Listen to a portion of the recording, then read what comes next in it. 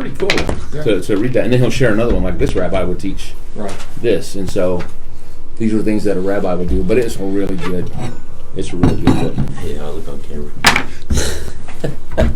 Welcome to this week's discussion. Already going? Yeah. It's 8:01. Let's get it on. I don't know. Gordon's right here for sure. Yeah. Gordon is joining us via Zoom. That'd be awesome, though. Probably. Welcome to this week's discussion of the 21st episode of the BEMA Podcast with all your soul and very. Of course, he starts off with his regular review, but I did like how he pointed out the two kingdoms, Shalom and Empire again, but this time he kind of went into what they were, just short little sentences. Shalom is led by the shepherd's stick and God's voice, whereas Empire is built on fear, coercion, and the outstretched arm and upraised stick of Pharaoh. I think Shalom and Empire is just never going to leave my mind. Oh yeah, those are those are great comparisons. There's Steve. Because everything Your day we're done. When I'm late, everyone else is on time. It pushes Right. everything. Everything's about power, and then we start having this view of God that He's about power, that He's got a big stick, you know, but His stick is a shepherding staff. Yeah. It's more rounding up than... Now, a shepherd will break your legs Yeah. to keep you from running off. But that's just a whole different idea. And so sometimes how do we establish our kingdom, our church, our kingdom? Is it a power-based, authoritarian, or is it going to be shepherding? And I think that's when I just began thinking more and more about how, okay, this is cool, but what does it mean to me? You know, how do we make this the transition? Yes. Because I'm not just a brain on a stick. Yeah. Right. How do I make this transition and say, okay, so what does that mean to me? What kind of kingdom are we building here? Is it a kingdom of shalom, or is it a kingdom of empire? And I think it's important for us to keep those kind of things in mind. Yeah. Yeah, even in my house with my kids, it's like... I can't help but be authoritarian, but Well, sometimes you have to be. I also want to show them shalom, what it means to take care of people, take care of each other, to share, you know. And I don't know why sharing seems like such a non-instinct for people, but in other countries it doesn't seem that big of a deal for kids to share. Yeah, I don't know if that's true. Is it not? No, I've just heard other people say I think it's all about development. Yeah, You know, 2-year-old kids in any culture not going to share. are going to be, because they're 2-year-olds. That gummy bear. Yeah. They play in tandem. They don't play together. So it's a developmental thing. Now we probably enforce our children's selfishness and stuff because we have so much. Yeah. Mm-hmm. Where maybe other places at a time sharing becomes easier because they don't have anything to share in the first place. I mean, you know, we only got one stick between us, so we might as well share it. We'll break it in two. Have 2 sticks. And I wonder too, because he kept talking about community. I'm probably getting ahead. You're going to talk about this later, but he kept talking about community, how everything was in community, and I just wonder if that's part of it too, where in a lot of cultures, because it's very communal based, not maybe like it was with those guys because they were traveling around together, but still a lot more community based than we are. So it's naturally a more selfish society. Yeah. But if you grow up in a culture where everything is us and not you or me, then sharing probably as you get older becomes more like, or at least taught that. there's a story that I read with some of these stories. I assume they're true, but with these kids in Africa somewhere, but a bunch of kids around, and there was food, and they would make sure everybody had some. There was no leader to do it. The kids themselves just made sure there was enough for everybody. So I just think some of it is just because in our community we are very, and so probably from the get-go we're used to that. Yeah.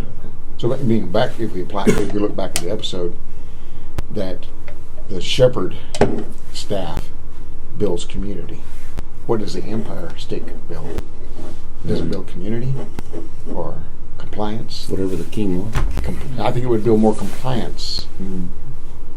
Keep everybody getting in line. Right. And that's not community. We confuse sometimes compliance for community. Yeah. Yeah. Or compliance for unity. That's right. Yeah. Yeah, I think that's why like the physical pyramid is so symbolic of an Egyptian kingdom, because it's all about building up to this point. Like the point is the most important and everything else is kind of below it.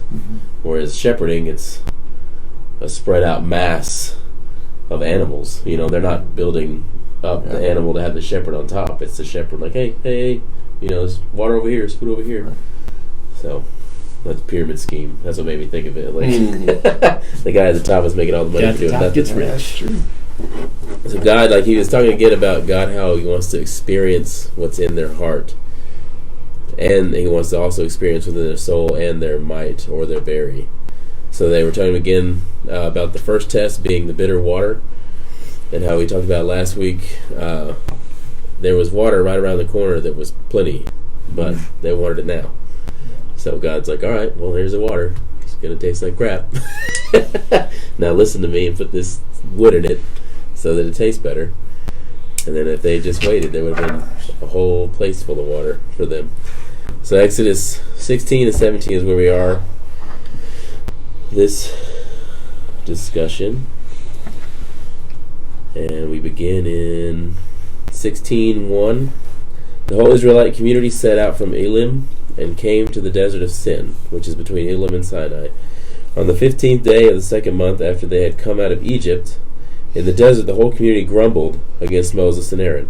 The Israelites said to them, "If only we had died by the Lord's hand in Egypt. There we sat around pots of meat and ate all the food we wanted. But you have brought us out into the desert to starve this entire assembly to death." And he, you know, first thing he says is it's easy to judge from our comfortable living room. Yeah. So I don't know. I get frustrated with people who criticize them so badly.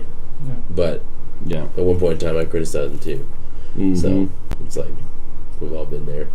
We've all criticized the Israelites for, you know, complaining about being with God all day. Well, people do the same even now. They start romanticizing what it was like when they were lost. Because they, you know, had all these parties, and they had all this, and they had all that. And, you know, now all I do is go to church. You know, I used to sit by pots of meat, and I had all this stuff, and I had, you know, and we start romanticizing. And I've been guilty of it, of talking about something stupid I did that was horrible and sinful, but kind of made it glamorous. You know, and there was this time, man, we were out drinking, and it was, and made it glamorous, rather than the reality of how horrible it really was. And so they're complaining about sitting by pots of meat. Wasn't true. You know, they were slaves. They weren't lounging around eating pots of meat. But looking back, they started romanticizing their captivity, and I think we can do the same thing. Yeah, the past is always brighter. Yeah, and I do think darker. It goes along with something I read recently, but it's the idea of, like, they were just focused on this life. Like, oh, we had meat there, we had whatever, and God's like, I got something better, but it's later. And so it's kind of with us, right, too, where because I've done this. I think I did that just the other day. I was talking about some story, but I think it's because it's here and now. It's not there like later. You know, it's the here and now that we're looking for the joy or the whatever, the food. You know, for them looking for the food now. You know, not okay. He's got something for us. Okay, we'll wait and see what he does. But instead, they're complaining because it's all about this life. And what we had back then was bad, but that bad was worse than this bad, you know. And God's like, but you need to. I guess it's the empires, right? He's not trying to give them another out of the two different kingdoms. Is that what it is? Shalom and empire. He's not trying to give them another empire, just a different empire. He's trying to give them a whole other kingdom, Right. You know. So I think it's just the whole idea of changing the mindset from physical to spiritual, or earthly to eternal, whatever the phrase is. While you were saying all that, I was thinking about how, the familiar is so much easier to deal with than the unknown. And being in Egypt and doing the same thing every day, you don't have to think about it. You just do it. You get fed. You get to go to bed. Right. You have a place to go to. You have security out in the desert. None of that. Everything's a mystery. True. I don't know. We're going to die out here. That's it. That's all you see. Right. So I've definitely been guilty of preferring the familiar over the uncomfortable. Yeah, it's the idea that we have our basic needs, and that's all that really matters. I got my job, I've got some food, I got a place to sleep. Thank God for all those things. But you got to think. I was talking to somebody the other day, and it just made me think of the idea that how a ship, when they build it, they're not thinking about it sitting at the dock. Yeah. They're thinking about any kind of storm it would run into. So, and God has built us in the same way. But we want that comforter because there's no need to change. You want to sit in the dock. I know. I mean, it's just like I sit here, sit in the dock, be safe. And when I was a youth pastor, I always had this issue with parents, and the students were talking about the future. Yes, you want to keep your loved ones safe, but what if God's destiny for them is something different? And it's kind of one of those things that makes me think. There came a time when Jesus crossed Mary's threshold for the last time. And so she didn't release him to a cold, cruel world. She released him to his destiny.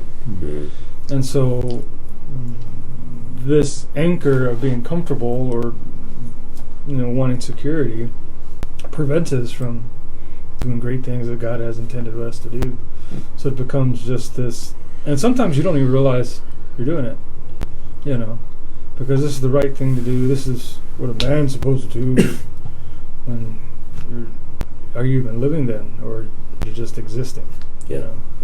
That makes me think of we watched this series on the Titanic, and it was just a little series about the guy who was brought in to help build it and everything, and he was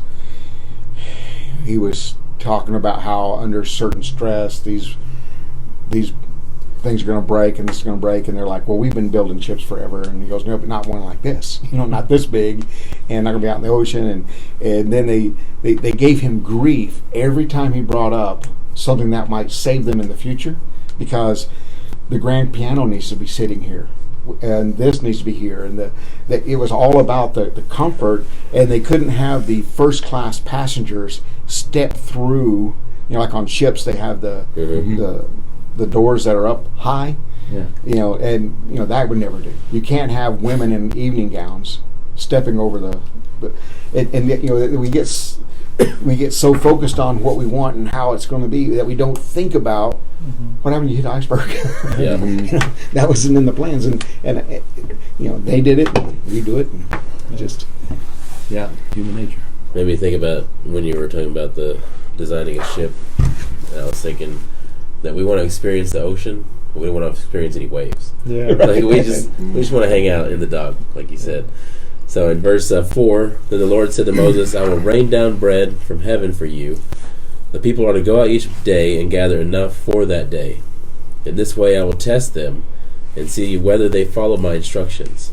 On the 6th day they are to prepare what they bring in, and this is to be twice as much as they gather on the other days. So Moses and Aaron said to all the Israelites, in the evening you will know that it was the Lord who brought you out of Egypt, and in the morning you will see the glory of the Lord, because he has heard your grumbling against him. Who are we that you should grumble against us? Moses also said, you will know that it was the Lord when he gives you meat to eat in the evening and all the bread you want in the morning, because he has heard your grumbling against him. Who are we? You are not grumbling against us, but against the Lord. So he brings up a good question, is why did Moses add meat to the equation? I don't know. Why did Moses? I didn't say anything about meat. Right. I said I'm going to put food in your mouth, but you're putting words in mine. I was hoping to see if there was a little note on this thing, but it didn't say anything. Because when he says, I'm going to send bread from heaven, could it have been just a general, I'm going to give you food from heaven? Yeah. Oh, could have been, yeah. Like bread. I don't know. Yeah. Maybe it was sandwiches. Sandwiches with meat. Sounds right. I don't know. Yeah. I just wonder if it's because they were grumbling about pots of meat, and then Moses is like, you know what? I've seen what God But it seems a little preemptive on Moses' part Yeah. to speak on behalf of God like that. That's a little presumptive. But God was okay with it. Yeah. Yeah. I guess Yeah, He did it. I was like, all right. He got away with putting words in God's mouth. Next day, he was like, we're going to have Skittles today, God. It's cloudy with the Taste taste the of rainbow. meatballs. Yeah. Well, I could see Moses talking to him. I knows everything knows about the quail business. We're going to have fried quail, shrimp quail. They would have gotten some sick quail. Well, it said they would have so much it would run out their nose. Yeah. That does not sound appealing. But that's a lot of quail because it's a small bird. It's like barely a mouthful of meat. So you had Fried man I and like quail. I like quail. Yeah. Yeah, me too. Better than any other. No? it's just come on, it's you're just a quail no boy. meat. I know, but that's not. You didn't go quail hunting, is it? No, but I mean, I've eaten quail plenty, but that's It's just no A A lot lot better than dove. not my favorite. I Well, like you get pigeon's okay. I like them both. They Anyway, get more Out of meat. quail. we wander Digress. in the wilderness. So he says, Talks does about quail. does Moses- Rapping about quail. know what's really going on here? Does Moses know that God is testing to see if they can follow instructions? I mean, he says, he's heard your grumbling, who are we? Okay. Look at what God said. Yeah. In this way I will test them and see whether they follow my instructions. So I just wonder if God told Moses he was going to test them, and Moses kind of held that information back from the Israelites. Yeah. He wasn't going to outright say, God told me he's going to test y'all. Yeah. He's just like, Just you know gotta what? wait. It's coming anyway. Yeah, we'll wait and see what happens. And in verse 9, then Moses told Aaron, say to the entire Israelite community, come before the Lord, for he has heard your grumbling. While Aaron was speaking to the whole Israelite community, they looked toward the desert, and there was the glory of the Lord appearing in the cloud. The Lord said to Moses, I have heard the grumbling of the Israelites. Tell them, at twilight you will eat meat, and in the morning you will be filled with bread. Then you will know that I am the Lord your God. That evening quail came and covered the camp, and in the morning there was a layer of dew around the camp. When the dew was gone, the flakes like frost on the ground, frosted flakes, appeared on the desert floor. When the Israelites saw it, they said to each other, what is it? For they did not know what it was. Moses said to them, it is bread the Lord had given you to eat. This is what the Lord commanded. Everyone is to gather as much as they need. Take an omer for each person you have in your tent. And then it goes on to say the Israelites did as they were told. Some gathered much, some little. And when they measured it by the omer, the one who gathered much did not have too much, and the one who gathered little did not have too little. Everyone had gathered just as much as they needed. Then Moses said to them, no one is to keep any of it until morning. However, some of them paid no attention to Moses. They kept part of it until morning, but it was full of maggots and began to smell. So Moses was angry with them. Each morning everyone gathered as much as they needed, and when the sun grew hot, it melted away. On the sixth day they gathered twice as much, 2 omers for each person, and the leaders of the community came and reported this to Moses. He said to them, this is what the Lord commanded. Tomorrow is to be a day of Sabbath rest, a holy Sabbath to the Lord. So bake what you want to bake and boil what you want to boil. Save whatever is left and keep it until morning. So they saved it until morning, and Moses commanded, and it did not stink or get maggots in it. Eat it today, Moses said, because today is a Sabbath to the Lord. You will not find any of it on the ground today. 6 days you are to gather it, but on the 7th day, the Sabbath, there will not be any. Nevertheless, some of the people went out on the 7th day to gather it, but they found none. I wonder if they ate their double portion on the 6th day. I'm really hungry. I bet there's going to be some tomorrow. Then the Lord said to Moses, how long will you refuse to keep my commands and my instructions? Hey, he says it to Moses. Moses is trying to keep them. Bear in mind that the Lord has given you the Sabbath. That is why on the 6th day he gives you bread for 2 days. Everyone is to stay where they are on the 7th day. No one is to go out. So the people rested on the 7th day. So God is teaching them about the Sabbath and testing to see if they would obey. And some people gathered a lot and some a little, but it was always enough. We may assume the people gathering a lot lack faith and gathering more in case they run out. And we may assume the opposite is true for those that gather a little. I wonder about that. If I think that way the first time reading through, because Then they talk about that it may have well been that everybody went and gathered, they brought it all together, and then divided it out. Yeah, that's and I guess that's what the Midrash and teaches. everybody got enough. Yeah. Which that makes sense. Yeah. That way, the poor, the weak, the Who couldn't go out and gather those for who themselves. couldn't gather, and it all worked. And that was one of the things I loved the most about this episode was when he talked about that. Because he talked about that in the Midrash, how it teaches that people go out and gather a lot, and it's making up for the people who can't gather or who can't gather a lot or enough for themselves. And there's no better way to me to describe shalom than gathering for people who can't gather. Mm-hmm. You're going out and doing something so someone else can have. Right. And that's the difference between empire and shalom. Mm-hmm. And the empire, It's all about one. all about the greediest guy, man with most toys wins Yeah. thing. But in shalom, we want to make sure everyone has enough. Yeah. This I was thinking about that. I was thinking of verse 27 and 28 or actually 28 technically, because the Lord said to Moses, "How long will you refuse to keep my commands and instructions?" Mm-hmm. And there's a little note here on the thing that says "you" is plural in that word. So, and I was thinking, it struck my head. He should have said y'all. Yeah, Y'all. How long will y'all? Yeah. He said y'all. But the thing is, though, Moses didn't go out and do that, Yeah. but he still told Moses, Yeah. "How long will you guys?" Because he didn't talk to the people; he talked to Moses. And I'd be like, if it was me, I'd be like, me. But that's our society. It just takes me back. That's our society. That's not their society. Their society is good or bad. We're together, and if you mess up, we all mess up. We all mess up. Oh, it's crazy. That's so scary. That's so scary. But it also struck me. This is a verse that when I listened to it today, I was like, it really hit me hard. He says, "How long will you refuse to keep my commands and instructions?" And we know God is not different now than He was back then. So I'm thinking, all of us who call ourselves Christians, I wonder if God looks at us and goes, "Are you keeping my instructions? Are you keeping my commands?" And it's easy to make Christianity into just, I'm a nice guy. I'm a nice person. I don't cuss and yell and cheat on my wife, and I don't get drunk. I don't do that.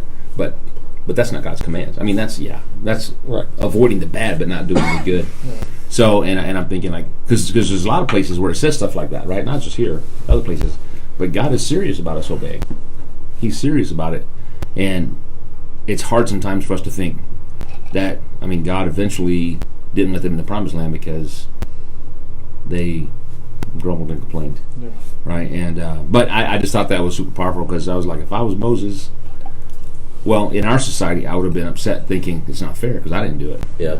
But I don't think he felt that way, because in this culture, probably, I assume, I could be wrong, but as the leader,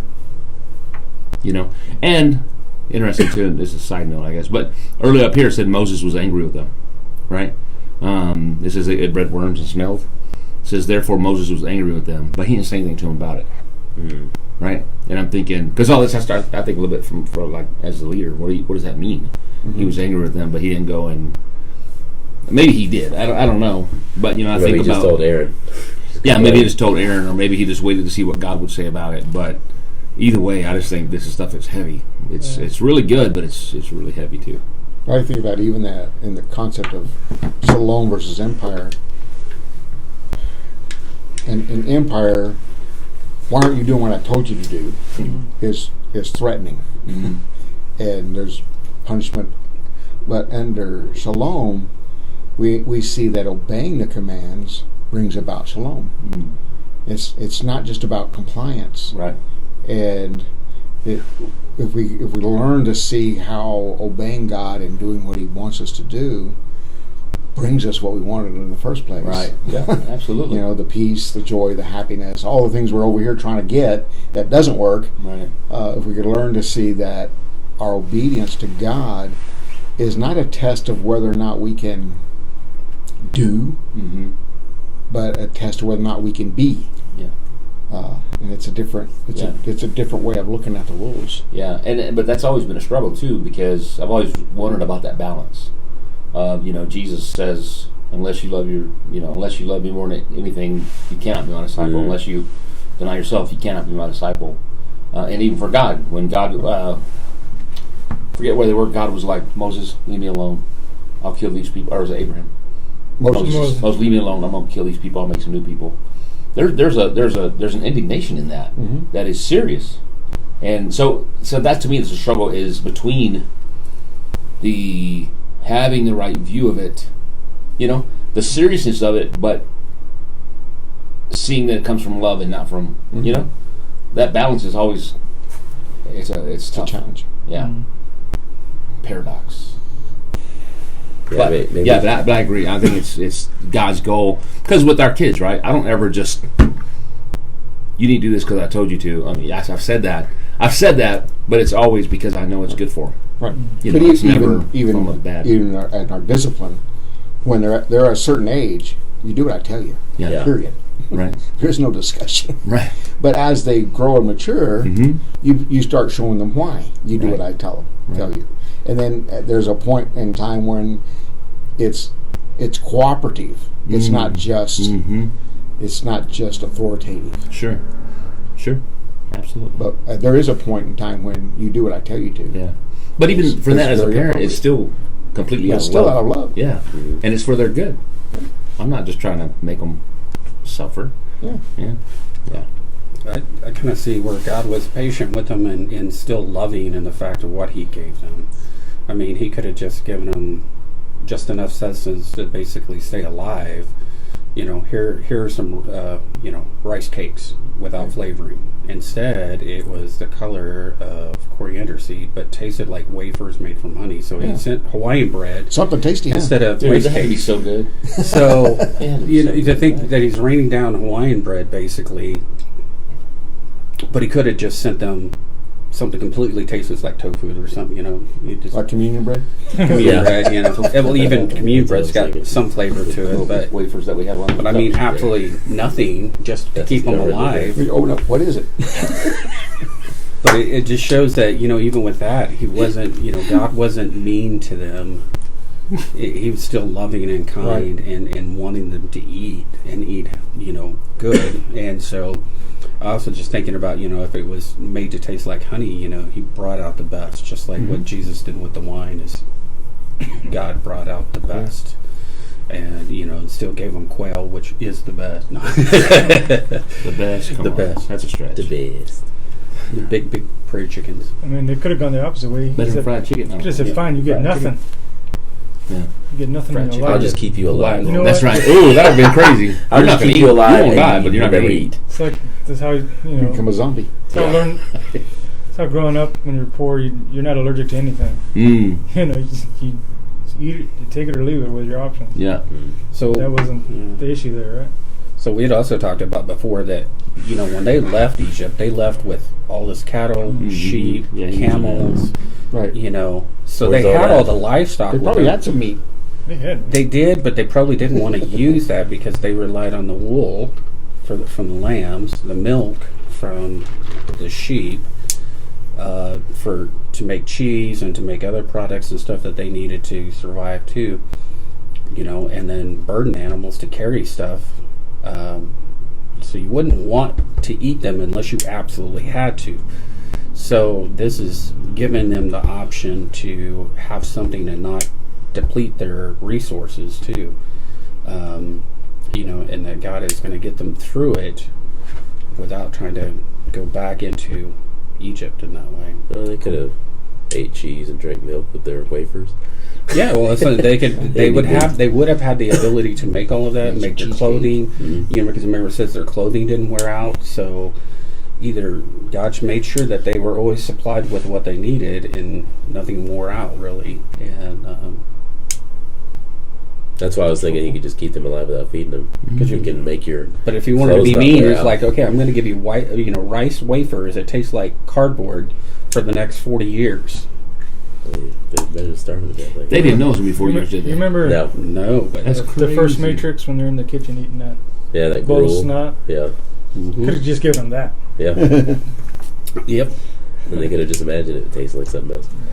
And then he went over to Psalm 78 that kind of described, I guess, how the Israelites were acting, or at least how the Israelites would have perceived it, I guess. Since it's in Psalms, it's not really, I mean, I guess it could be historical, but it seems like they're adding, like, I don't want to say embellishing, but you know what I mean. Like they're like a story gets told. They're looking at how they act, how we act, themselves, and then they're like, but they continue to sin against him, rebelling in the wilderness against the Most High.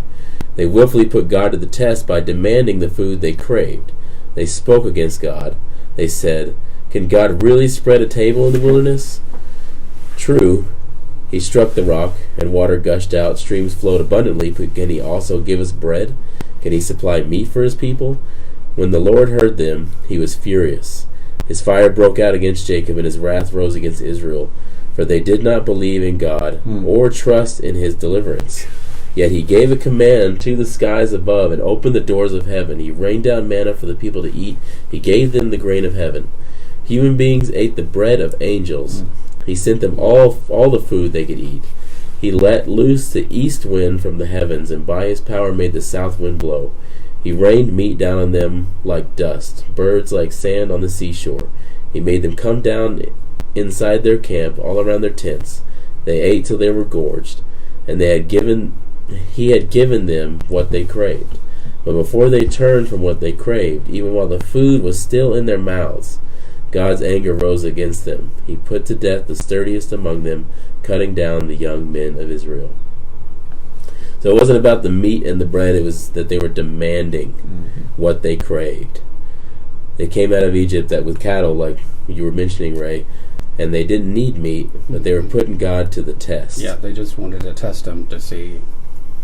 It had really nothing to do with their needs being met. Mm-hmm. They just wanted to push. It's like a little kid throwing fit, for dessert before dinner. I don't want to come out here. When it said when they craved, what exactly could they be craving that they didn't have? Just free pots of meat, I guess. I mean, that's what they. That's the way we are, though. We crave stuff. We don't even know what it is. I mean, it's just an idea or concept or whatever. Yeah. But we see what someone else has and thinking. When you were talking about living the BC life, and you see someone living that BC life, and you're like, man, I wish I could go back to that. It looked like fun. I remember, that sort of thing. Or in maybe the reverse position that... I was thinking before COVID. No. No. Before COVID. Different. Before BC. Like, maybe you were brought up in that Christian household.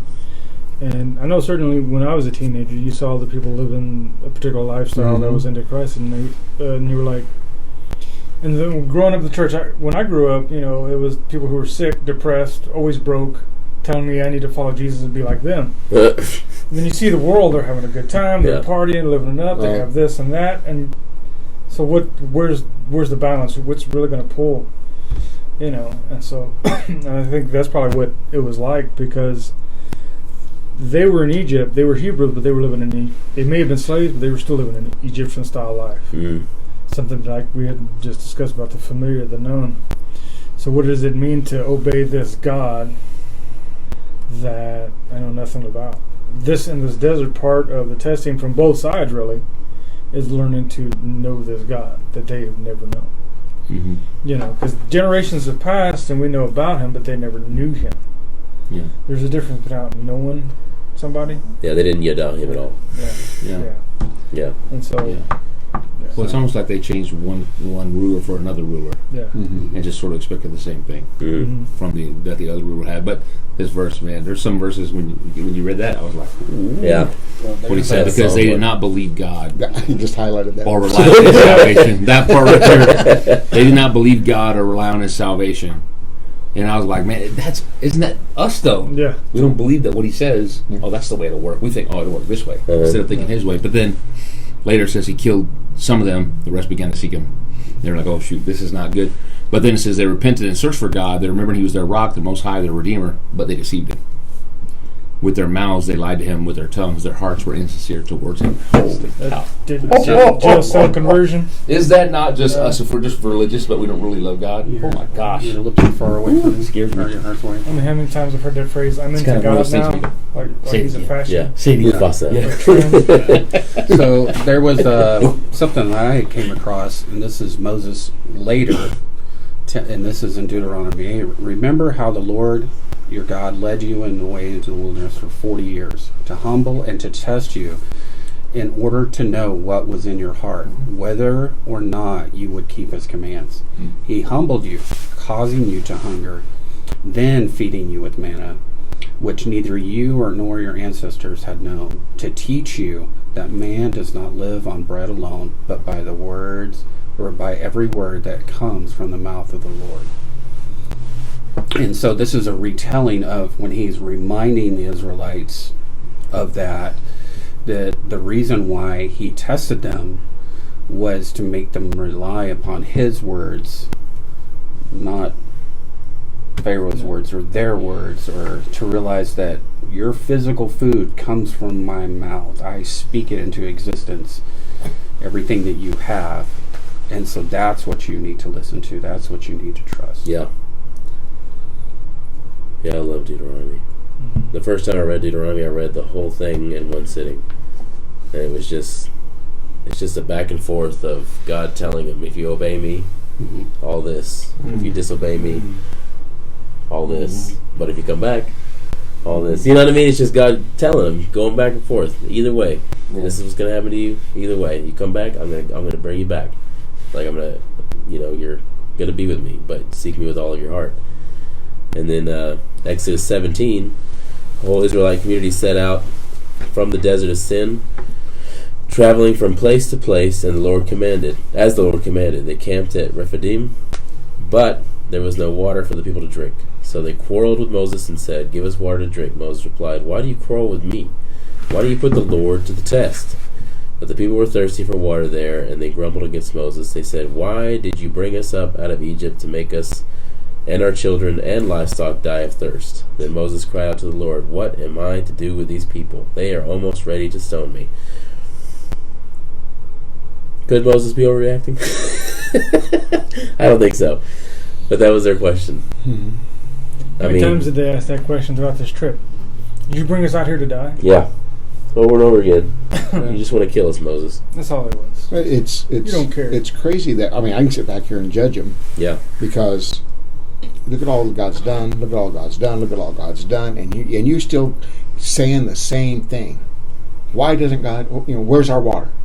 Well, they said that back just a couple days ago, and God provided. And here they are again. Where's our water? And God, and I sit here and I can judge them for being so unfaithful, and then I wonder how often I've done the exact same thing, where God has come through time and time again, but I don't think He's going to come through this time. Yeah.